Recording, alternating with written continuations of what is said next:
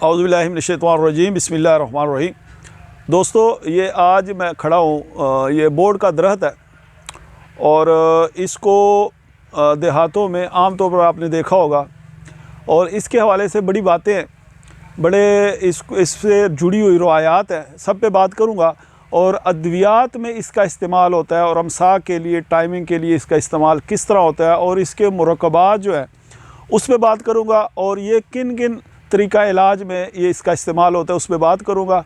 दोस्तों, ये जो कदीम तरीन दरख्त है, इसकी उम्र जो है तकरीबन 1000 साल उससे बड़ी भी होती है। ये पुराना यानी हमारा जो कल्चर है उसमें आपको जगह जगह ये नज़र आता है। इससे रवायात बड़ी जुड़ी हुई है। ये हमारे जो गांव देहात होते हैं उसमें ये बुज़ुर्ग यहाँ बैठते हैं इसके नीचे और बड़े बड़े जो फ़ैसले हैं वो करते थे। गांव के मसाइल और जो कौमी मसाइल है हमारे उस पर और जो ख़बरें होती थी उसको यहाँ डिस्कस किया जाता था। लोग आते थे तो बैठने के लिए जगह होती थी, शादी गमी खुशी में यहाँ बैठते थे। गर्मियों में ये बैठने के लिए बड़ी बेहतरीन जगह होती थी। अच्छा, जो कदीम हुक्माए कराम है वो कहते हैं कि जिस गांव में, जिस इलाके में बरगद का दरख्त हो, बोड़ का दरख्त हो, वहाँ नामर्दी होना नामुमकिन है। अच्छा, इसमें क्या हकीकत है इस पर भी बात करूँगा, लेकिन ये है बिल्कुल 100% बात सही कि इसको जब हुक्माए कराम ने इस दरख्त के पत्तों को, इसकी छाल को, इसके दूध को, अगर इसके पत्तों मैं आपको निकाल के दिखाऊंगा, दूध निकलता है और वो दूध जो है वो बड़ा बाकमाल है। हमने बचपन में देखा है, मैंने ख़ुद कई दफ़ा देखा है बचपन में। हमारे घर के पास एक बोड़ का दरख्त था, वहाँ सुबह सुबह लोग आते थे, निहार मुँह वो यहाँ से इनके पत्ते तोड़ते थे ये ज़रा, और वहाँ से ये दूध इसका निकलता था। ये दूध इस तरह, आजकल चूँकि सर्दी है, सर्दी की वजह से ये कम है, लेकिन जब ये मौसम दूसरा हो तो फिर जो है ना इससे दूध निकलता है। तो वो दूध इसका जो कतरा कतरा निकलता था वो दूध को पतासे में डाल के, छोटे पतासे होते थे उसमें उसके कतरों को डाल के वो पतासा खाते थे। अच्छा, आज हमें ये नज़र आता है कि वो क्यों करते थे।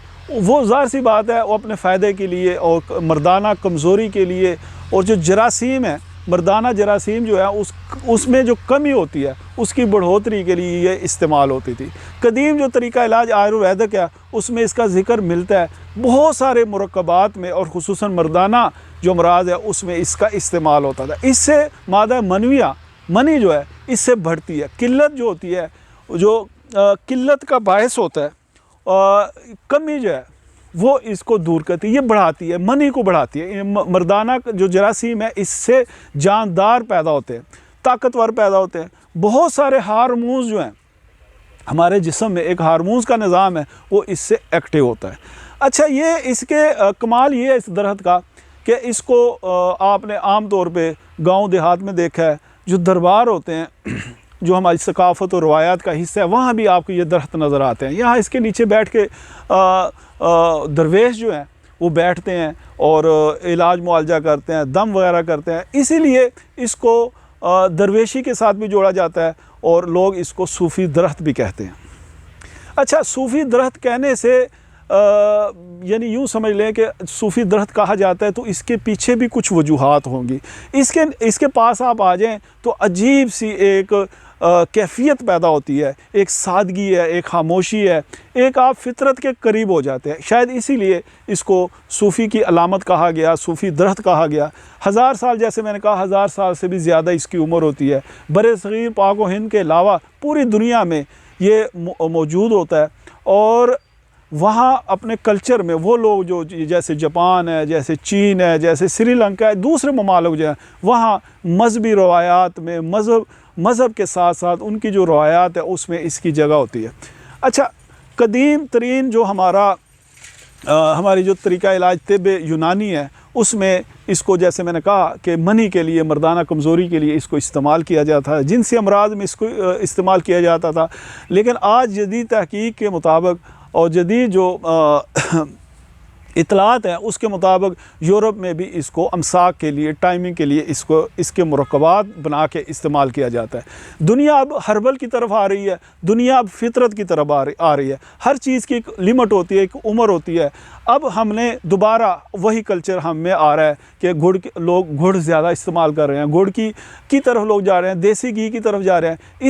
इसी तरह दुनिया जो है हर्बल की तरफ आ रही है।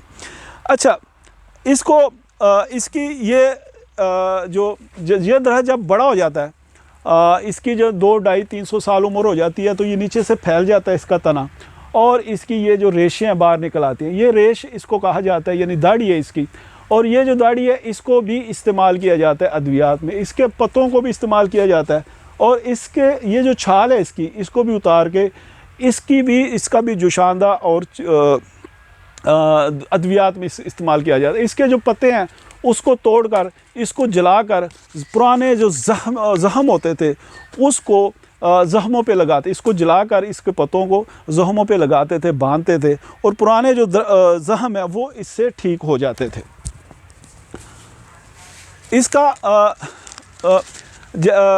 इसको आप इनफरादी तौर पर, मुफरद तौर पर भी इसके दूध को इस्तेमाल कर सकते हैं, इसके पत्तों को इस्तेमाल कर सकते हैं।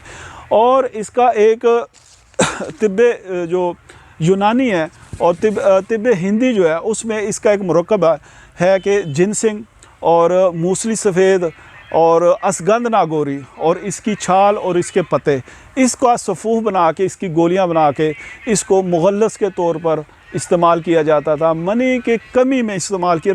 रिक्कत मनी आपने सुना होगा, रिक्कत मनी कहते हैं कि पतलापन, उसमें इसको इस्तेमाल किया जाता था। यह दरख्त जो है ये हमारी रवायात का अमीन है, लेकिन ये बिल्कुल एक कह लें कि एक डिस्पेंसरी है।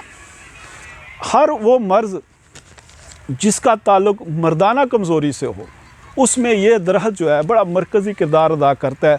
अगर कोई साहिब अक्ल हो, शऊर वाले लोग हों और वो इससे फ़ायदा उठाना चाहें तो इससे फ़ायदा उठा सकते हैं। दोस्तों, बहुत सारी चीज़ें हैं, उसमें से ये बरगद का दरख्त, जिसको संस्कृत में भी और दूसरी ज़ुबानों में भी इसके मुख्तलिफ़ नाम हैं, इसको इस्तेमाल किया जाता है। इसके दरख्त को, इसके पत्तों को, इसकी छाल को, इसकी रेश को, इसके दूध को।